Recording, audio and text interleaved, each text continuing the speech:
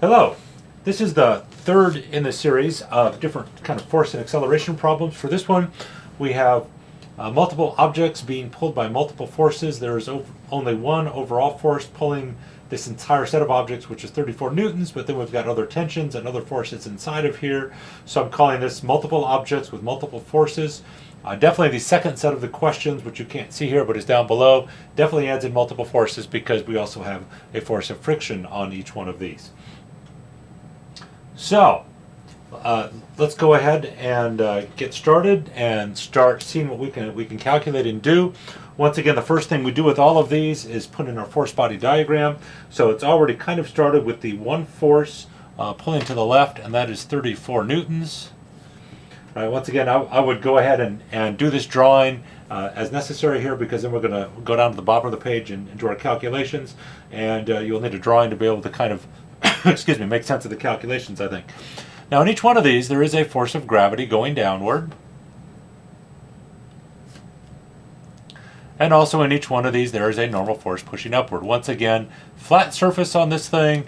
So, there's some tape there, so you can't really see that one. I don't think this is going to write on the tape very well, but there's a normal force going up there. And there's also a normal force going up here. Right? And so all of these normal forces are going to cancel out with their corresponding forces of gravity, because once again, this is a horizontal surface. What isn't going to cancel necessarily, though, are these tensions, right? We have a tension pulling both ways inside of this cable. There's definitely a tension pulling back on M1, and that is the thing. The tension always pulls away from the masses. So this string is pulling back on M1. That's also pulling forward on M2. And I'm just going to label both of those FT1 because they are going to be the same tension. Inside of a rope, there is the same tension pulling everywhere, front, middle, back.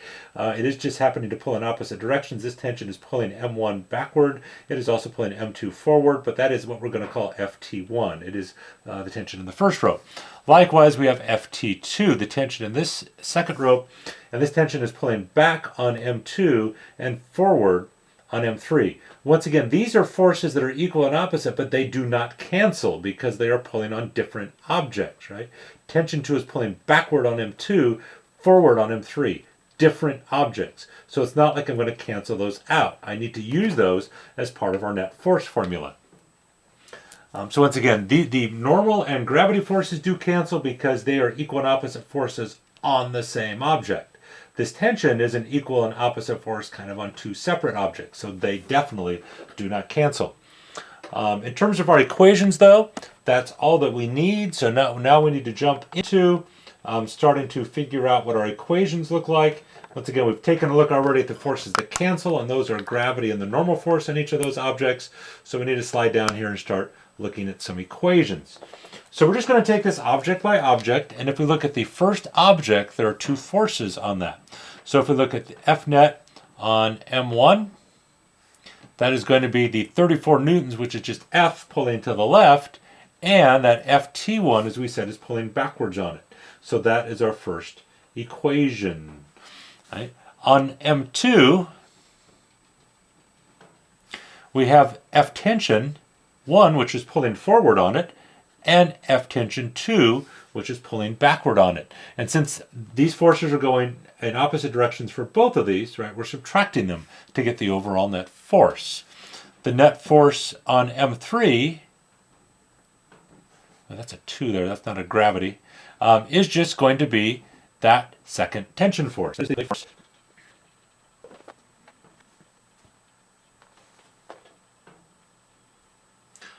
Okay. Sorry, there's a bit of a glitch in the movie, but rather than starting over, I think we'll just take it from there. So let me backtrack just a little bit. So on the first object, we have the force pulling forward, which is the 34 newtons, and we have the first tension force pulling backward on it. On the second object, we have that first tension force pulling it forward, and at the same time, we have that second rope, that second tension force pulling backward. On the third object, we only have that second tension force pulling it in the what we're going to call the forward direction is left, I guess, since that is the direction this thing is being pulled, right? That is the only force on it. Once again, on all three of these, there were the normal forces and the gravitational forces which canceled, but these are the ones that are going to give us our overall net force. horizontally. So now what we're going to do is substitute in things we know. And as we said in the last couple of videos, the way that the acceleration formula works, it's net force over mass. So if we solve that for net force is the mass times the resulting acceleration. And since the acceleration is what we're looking for, it's this second iteration of the formula that we're going to use in all of these. So in the first object, it's 3.4 kilograms times the acceleration, and I'm just going to drop the units inside of here to make it a little cleaner, but this is 3.4 kilograms times the acceleration in meters per second squared, so on and so forth, right? Because the mass of the first object is 3.4 kilograms. That's going to equal our pulling force, our applied force, which is 34 newtons, minus that tension force. For the second object, mass is 2.1 kilograms times this acceleration is going to be Ft1 minus Ft2. And on our third one, let's see, we have that 3.4 kilograms again. I think I meant to actually change that before when I was doing the worksheet, but it's still 3.4, so I guess we'll go with it, equals that second tension force. Now, as it turns out, if we look through all these equations, we have three unknowns. We don't know the second tension force, we don't know the first tension force, and we don't know the acceleration. So we have three unknowns, A, Ft1, and Ft2, but we also have three equations. So at this point, there's lots of different ways of solving this with algebra, right? There's systems of simultaneous equations. If you've got a simultaneous equation solver piece of software on your graphing calculator, you can use that. But I think I'm just going to substitute. So I'm going to take this, since this is equal to F2, put that in for F2. So I'm just going to put this right in here for F2. Solve this entire equation and put that in for the tension 1, the tension 1 force. So I'm just going to move this math down here to do it. All right, so we have 2.1 times the acceleration is Ft1 minus 3.4a, since that is equal to the second tension force. Solving this for Ft1, we get Ft1 equals 2.1a plus, we're going to move that to the other side, 3.4 times a, which is 5.5a. Okay, then we're going to put that, as I said, into the top tension equation. So we have 3.4a equals 34 minus 5.5a. Right, in terms of solving algebra, bring this over. So we have 8.9a equals 34. A equals 34 divided by 8.9, which is going to be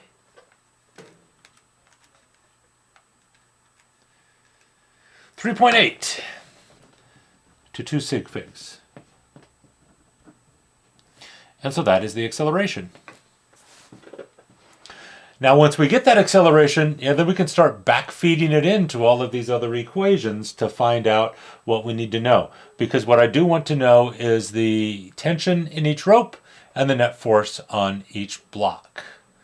All right, so if this is our acceleration, we can find the tensions. We can find Ft1 really easily and Ft2 really easily. We're just going to use these two formulas, and I'm not even going to go through and set them all up. I'm just going to do the math, right? Because this says Ft1 is 5.5 times the acceleration.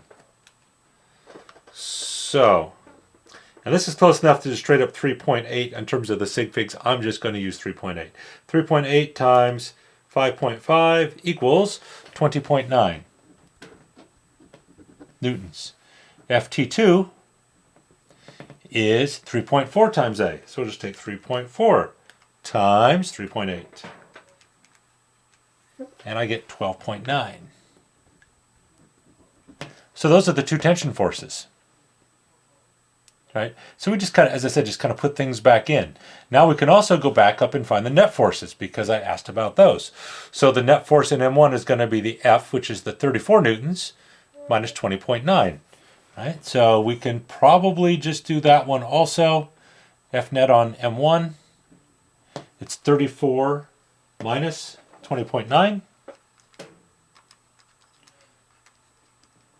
13.1 newtons. And once again, if you would like to, rewind, fast forward, whatever, pause this thing a little bit, go back and check, right? Just pause it, go and put the numbers in and see what you get. And for the net force on M2, it's the tension force, and there we go, that one, minus the other tension force. So just subtract those, and we should get 8 newtons, it looks like.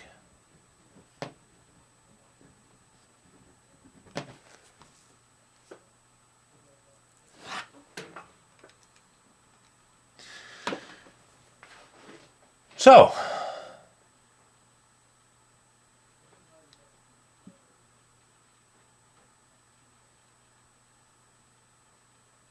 oh, I guess I'm not quite done. I was looking through, I was thinking, okay, what am I missing? What am I missing? We are missing the net force on M3. Sorry for the pause there. Had to wait just a moment for my brain to get caught up. So the net force on M3 is just the second tension force, and the second tension force is 12.9 newtons. There we go.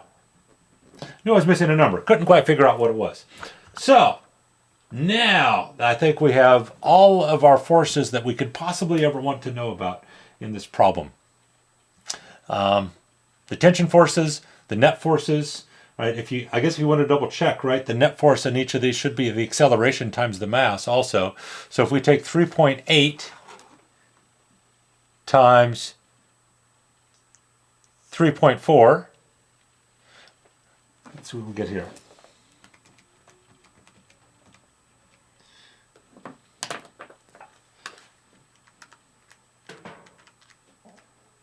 We get 12.92. Oh, which is what we got for this one. Oh, this must be a sig fig issue again. We got 13.1 versus 12.9. And once again, that's going to happen if we're working through this math. I guess I shouldn't have left this at 3.8. I should have actually left the 3.82 through it, and these would have worked out a little bit more carefully. The net force on these two should be the same, right? Since they both had the same mass in the original problem, both accelerating the same. Well, which is the thing again. I did not actually make that big distinction with this problem that I did the last time. The acceleration of all three of these have to be the same, right? Since they're all connected with a string or a rope, we are assuming that rope cannot stretch. So when this one accelerates, it has to accelerate that one at the same rate and has to accelerate the last one at the same rate because they're all being pulled by the same rope. But on the other hand, it's the rope that's making these accelerate. So it's not like they're going to start accelerating more quickly and these ropes get all slack, because if the ropes don't pull on them, these ropes can't get all droopy because the ropes pulling them are what actually make them accelerate. So everything here does have to accelerate at the same rate. So when we find this acceleration number, it does work for all three of them. So for all three of them, if we take that acceleration value times their mass, we should get something pretty close, right? And this is 12.9, this is 7.98, which looks like 8, right? This is 12.9. So that's a way to kind of go back and double check your answers. Once again, sorry, kind of missed that. Once again, most of these should be pretty close. They should be within 0.1 or 0.2 of each other, and they are, so it looks like that works out. All right, we do have one last thing, and the one last thing is, it says, find the tension in each rope now, and the acceleration, and so on and so forth, if there's a force of friction on them. All right, so I'm actually going to do that as a separate video, otherwise this one will get kind of long. So if you want to watch that one, just go to the next video, which is going to say multiple objects with multiple forces and friction. Thanks for watching.